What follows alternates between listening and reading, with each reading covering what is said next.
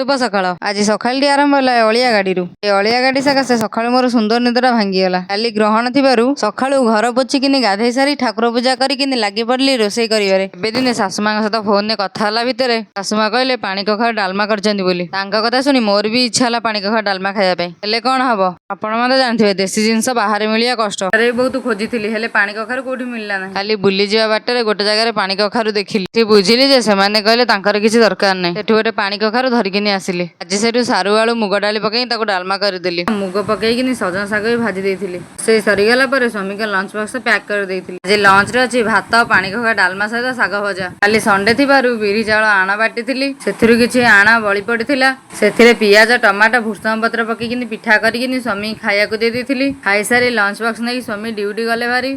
आमडे अछि जो दिन ग्रहण लागि थाए ता परदिन मंदिर जाकी ठाकुर दर्शन करंती। कोन गाडे अछि नै कमेंट रे कहिबे। जेतु ग्रहण थिला स्वामी ड्यूटी गला पर मु बाहरी पड़ली मंदिर जीवा ପାଇଁ। मंदिर रे बहुत भीड़ थिला। जा हो भलरे भलरे दर्शन हेगला। यदि वीडियोटी आपनको भल लागितो त चैनल को सब्सक्राइब कर देबे।